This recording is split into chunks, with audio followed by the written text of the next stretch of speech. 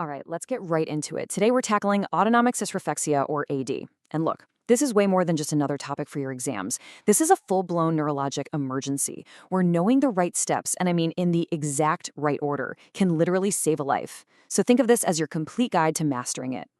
So here's our game plan. First, we're going to nail down what AD actually is. Then we'll unpack the wild chain reaction it sets off in the body.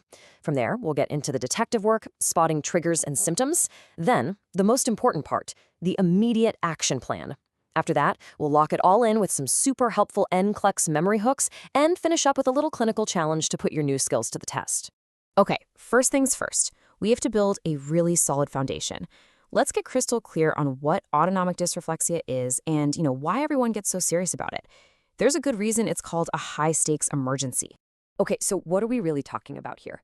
In simple terms, ADR is a massive, out-of-control overreaction by the body's fight or flight system.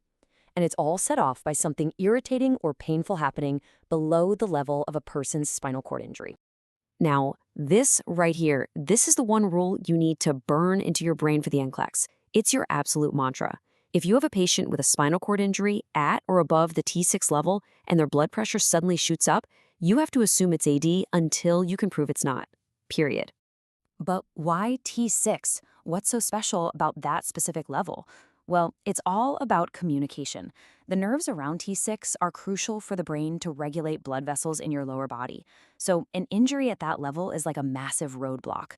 The brain is shouting, hey, calm down, relax, but the message can't get through. The result? The blood vessels below the injury just clamp down, totally unchecked. All right, so let's dig into how this whole thing spirals into such a dangerous chain reaction.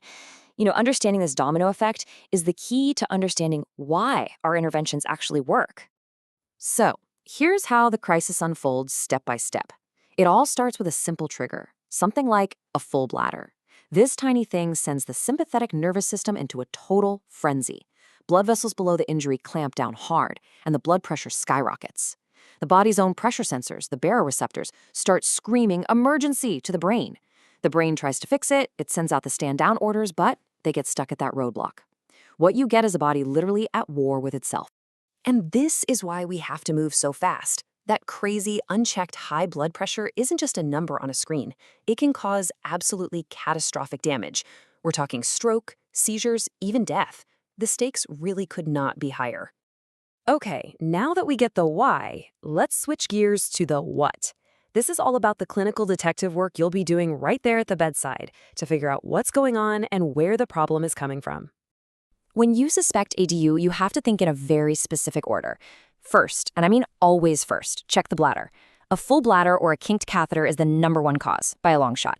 If that's all clear, your next stop is the bowel. After that, you start looking for other stuff, tight clothes, a pressure sore, anything. It has to be systematic. Think bladder, bowel, then body. This is so wild because it gives you a perfect picture of that divided body we were just talking about. Above the level of injury, the brain is desperately trying to lower the pressure. That causes vasodilation, which leads to that trademark pounding headache, the flushing, and the sweating. But below the injury, where the brain's signals can't get through, you see the exact opposite, vasoconstriction, which causes pale, cool skin and goosebumps. It's like two different bodies. The absolute #1 hallmark sign, the one that screams autonomic dysreflexia, is that sudden, crazy spike in blood pressure. We are not talking about it being a little high. We're talking systolic pressure that can easily shoot past 200. It's a huge, alarming change that you just can't miss. So let's boil it down. Your undeniable, can't-miss red flag is this specific combination. When a patient with that T6 or higher injury says they have a pounding headache and you see that sky-high BP, your internal AD alarm bells need to be ringing loud and clear. Okay, you've identified it. There is absolutely no time to waste. We're going to walk through the exact prioritized sequence of actions you have to take right now. This part is completely non-negotiable. Listen, this sequence is everything for your exams and, more importantly, for your patient's life. Before you even think about doing anything else, you must sit the patient upright. Putting them in a high Fowler's position lets gravity help pull blood down to the legs and lower that dangerous pressure. This is always step 1. Then you can loosen clothes, find and fix the trigger, and keep a close eye on the BP, only reaching for meds if you have to. Now, medications are not your first line of defense. Think of them as the backup plan. They're only used if finding and removing that trigger doesn't bring the blood pressure down. And when they are used, you'll typically see these fast-acting agents to get the situation under control quickly. All right, let's switch gears and focus on exam day.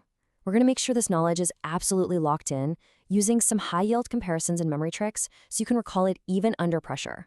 You know, a huge part of managing ADE is preventing it from ever happening in the first place. And these strategies, they are highly testable. It really all comes down to routine and being vigilant. Regular bladder and bowel programs, avoiding tight clothes, and doing careful skin shirks. And underpinning all of it is great patient education. Okay, pay close attention here because this is a classic NCLEX trap. They love to see if you can tell the difference between AD and orthostatic hypotension. The key is remembering they are polar opposites. AD means crazy high BP, so you sit the patient up. Orthostatic hypotension means low BP, so you lay them flat. Knowing these opposite interventions is absolutely critical. Here it is, the absolute need-to-know, boiled-down essentials for your exam. If your brain is full and you can only remember a few key things, make it these. It's an emergency. It happens at T6 or higher. The hallmark is hypertension. The number one cause is the bladder, and the number one intervention is sit them upright. And whatever you do, do not lay them flat. And if you want to boil all of that down into one simple, powerful sentence you can take anywhere, this is it. Think of it as your pocket guide. This one line covers how to spot it and what to do immediately. Take it with you to the bedside. Take it with you into your exam. All right, it is time to put it all together. Let's wrap this up with a quick clinical scenario. This is where we test your judgment and see if you can apply everything we've just covered. So picture this. You walk into your patient's room. They have a T4 injury. They're grabbing their head, telling you it's pounding. You can see they're flushed, they're sweating, and you get a BP of 210 over 110. Now, think back through every single step we just talked about. This is the moment. This is where knowledge becomes action. The alarms are going off. Your patient is clearly in distress. Based on everything you're seeing, what is the very first, single most important thing you are going to do next?